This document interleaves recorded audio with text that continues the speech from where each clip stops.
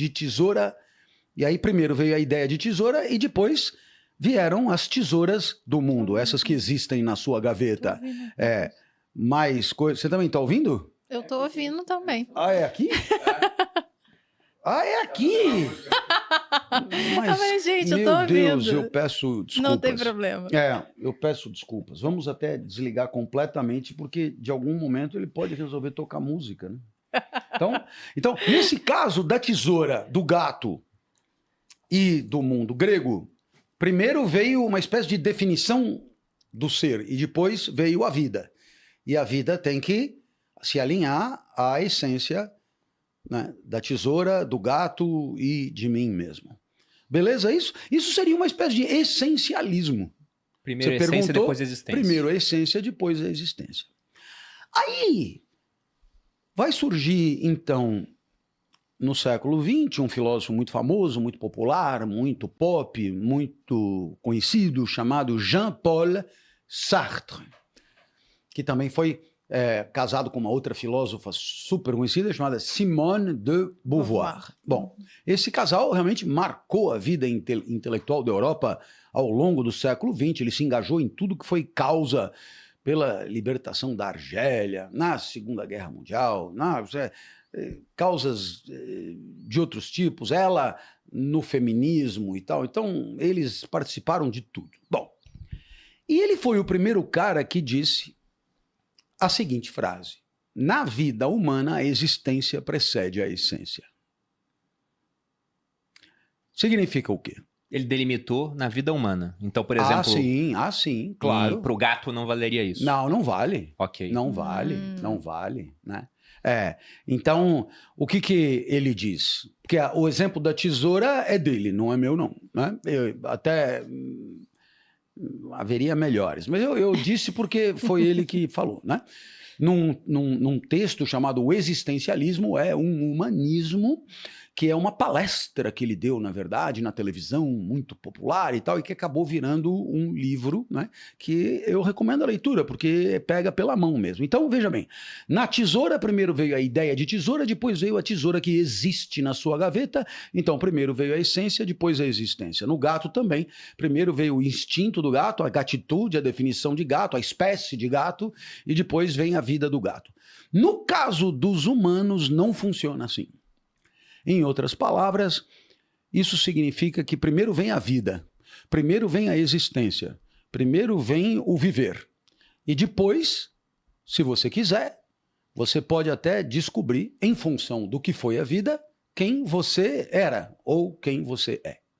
Então, no nosso caso, primeiro vem a existência, depois a essência. Essa é a primeira ideia.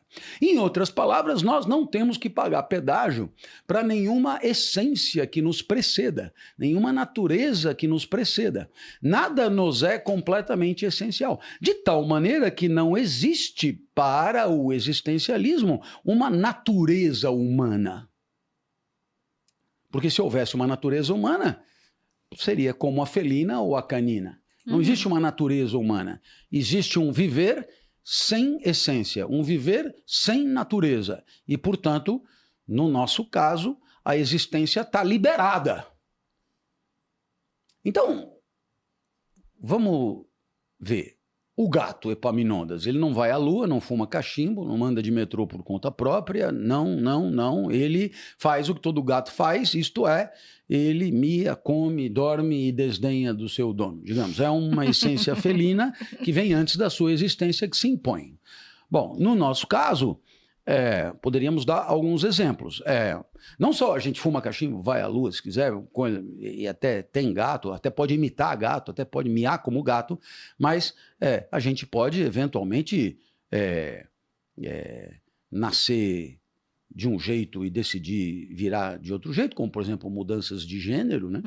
A gente pode esbranquiçar, a gente pode bronzear, né, artificialmente, a gente pode, né, dispondo de cabelos, raspá-los, e não dispondo de cabelos, implantá-los. A gente pode, portanto, ir na contramão de uma certa natureza, fazendo da nossa vida o que bem entendermos, irmos até na contramão da gravidade com as cosméticas, irmos na contramão das obesidades com os nossos recursos de redução alimentar, remédios, etc. e tal. Então, veja que, nesse sentido, não há nenhuma natureza que nos escravize, que nos determine. E, por isso, para o existencialismo, a liberdade é o ponto nevrálgico da vida. Somos fundamentalmente livres, mesmo quando não queremos ser, né? Mesmo quando não estamos a fim de decidir sobre nós mesmos. Aí você entende a frase do Sartre, ele era bom de frases de efeito, somos condenados a ser livres, né? Em outras palavras, mesmo que não quisermos, teremos que. Então, vamos pegar um exemplo que eu gosto bastante. Você vai lá no aeroporto e compra lá 10 lições para o sucesso, né? E você implementa, passa a viver de acordo com aquilo. Não faltam exemplos, mas não precisa ser para o sucesso, pode ser para uma vida boa ou para o que você quiser. Então você passa a comer linhaça, correr na praia, fazer 20 minutos de abdominal inferior e coisa, e não faça isso, não faça aquilo. É só entrar no YouTube e você tem recomendações de todos os tipos, né? Muito bem. Então, você entrega a vida aos outros, né? Você decide por mim. Né? Você decide por mim. Ora, nesse caso, não há liberdade? Há, porque você decidiu entregar a vida aos outros. Então, por isso se diz que a liberdade é fundamental. Você pode até decidir abrir mão dela, mas para decidir abrir mão dela, teve que abrir mão dela, teve que decidir. Bom. Então, de uma certa maneira, o existencialismo passa por essa ideia. A ideia de que o céu é o limite para nós. A ideia de que não há na nossa natureza nenhum limitante. E, portanto, diferentemente de todos os viventes, nós não estamos circunscritos a uma natureza que nos restrinja. Pelo contrário, estamos liberados para viver segundo nosso entendimento, nossa liberdade, nosso discernimento, nossa lucidez, e isso seja no sentido que for. Agora, antes que me perguntem, que fique claro, o existencialismo não acha isso necessariamente o mal barato, não. Certo? Quer dizer, em outras palavras, né, você pega e ouve lá e diz, porra, liberdade, que bacana, é nóis, mano, e tal e coisa e tal. E fala, puta, não sei se é bem assim. Por quê? Porque as tomadas de decisão são complexas, são difíceis, são às vezes custosas e é perfeitamente possível que você se arrependa, aí você tem medo de decidir e tudo isso torna a vida um pouco angustiante. Então a tal da angústia existencial, que também pode se traduzir numa crise existencial, tem a ver com essas dificuldades de implementar a liberdade, que é o ponto nevrálgico da nossa vida. Entendeu? Então, nesse sentido, o existencialismo é um entendimento sobre a vida humana que responsabiliza o vivente, né?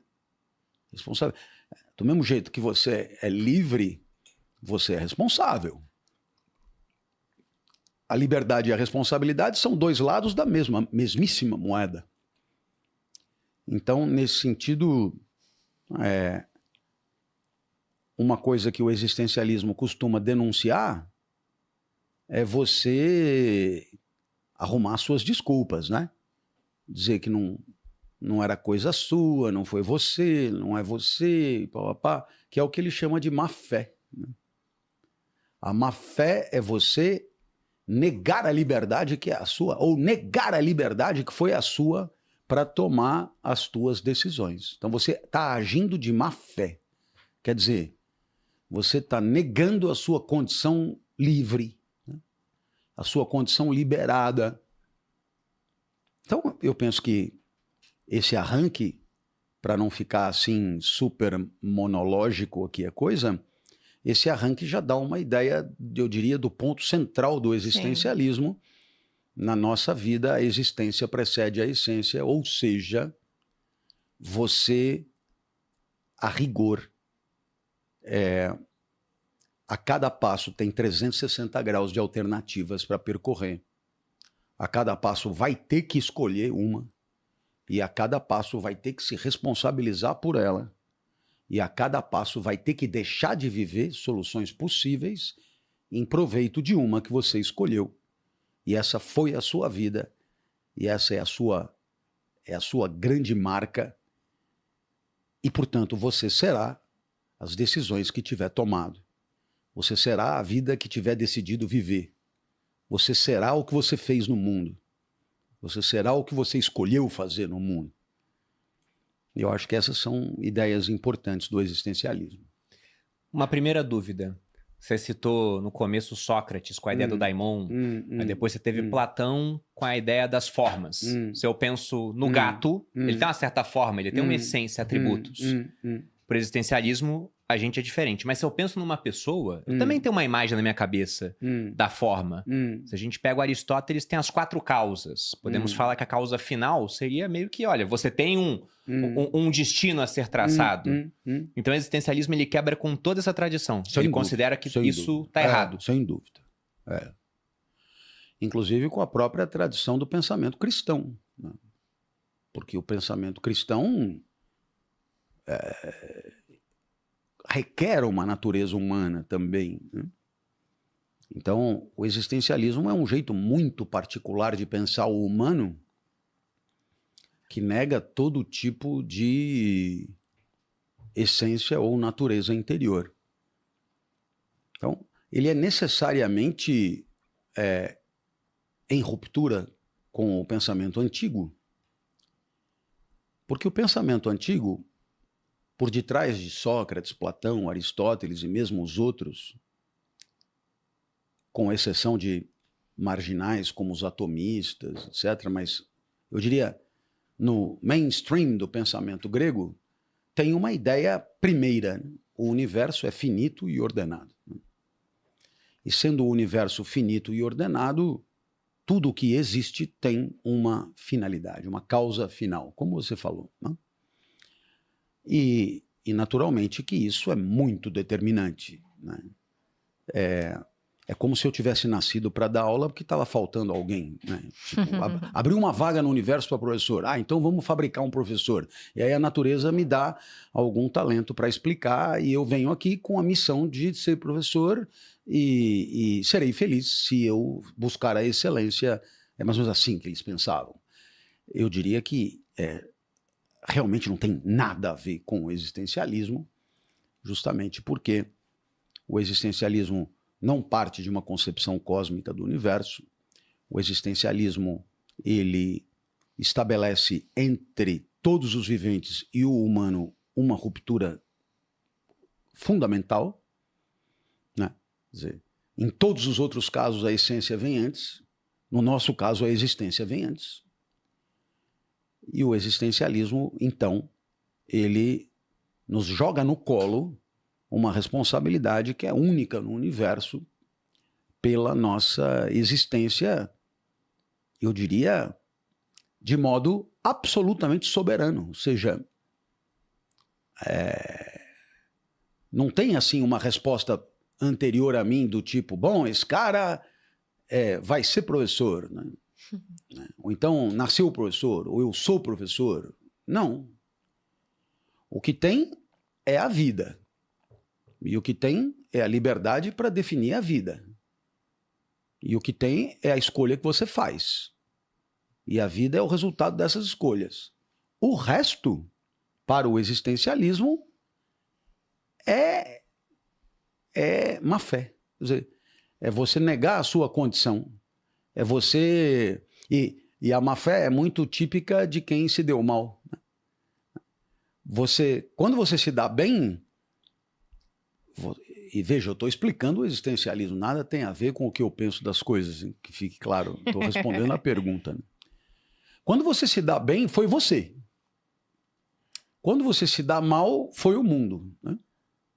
E quando eu digo mundo, eu digo o mercado, a geopolítica, a guerra não sei aonde, o dólar, o euro, a coisa e tal. Agora, quando você se dá bem, aí não é o mercado, a geopolítica tal, que te fez ir bem. Aí foi você mesmo que decidiu na hora H e tal. Então, quem se dá bem costuma chamar para si a responsabilidade de ter se dado bem, e quem se dá mal costuma imputar a qualquer outra coisa a causa do seu fracasso. E há aí uma hipocrisia a denunciar. Né? Agora, eu vou insistir, né? Do mesmo jeito que não tem natureza humana, né? Também não tem natureza masculina e natureza feminina.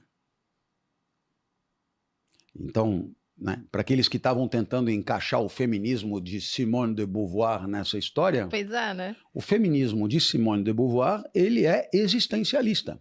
Ou seja, não é um feminismo estilo Estados Unidos, né, das feministas americanas, que diz mulher é mulher, homem é homem, só que é igualdade de direitos. Não. O feminismo de Simone de Beauvoir é um feminismo que a mulher é um humano como o homem. Né? Ou seja, a mulher está tão liberada para agir enquanto humano quanto o homem. Razão pela qual não há uma natureza feminina que a leve a tarefas domésticas, a uma vida voltada para a maternidade ou uma vida voltada para sei lá, para a procriação ou para, né, que os alemães que têm uma expressão com 3 Ks, que é cozinha, igreja e criança, né? Kinder, Küche e Kitchen, lá, sei lá como eles falam. Mas, enfim, de qualquer maneira, não existe nada disso, né? Não há natureza masculina, não há natureza feminina, o que há, e não há natureza humana. O que há é a responsabilidade de tomar decisões, sejam elas quais forem. O que pode levar, por exemplo, a mulher a decidir por vidas estatisticamente mais recorrentes em pessoas masculinas, como MMA, sei lá, um exemplo apenas, não sei, mas a mulher faz o que quiser. Também não tem natureza de, sabe? Natureza de negro, de branco, de japonês, não tem natureza dessa ou daquela região do país, né? Que essas coisas que a gente repete, não sei quem é preguiçoso, não sei quem é trabalhador, não sei quem é disciplinado, né? Gente de tal lugar é assim ou é assado e tal. Então, tudo isso é, assim, alvo do existencialismo, assim, é bandeira contra, né? Tudo isso, na verdade, é um modo humano de fugir de viver a sua difícil vida e a sua difícil particular existência, que é de um agente decisor livre da própria vida. Então, sempre alguém poderia me perguntar, cara, mas a rigor, a cada passo, 360 graus. Isso. Portanto, há infinitas possibilidades. Pô, mas então estamos praticamente imobilizados. É muito isso mesmo. Quer dizer, o existencialismo, não só ele nos considera livres, como ele tem da vida humana uma perspectiva meio negativa.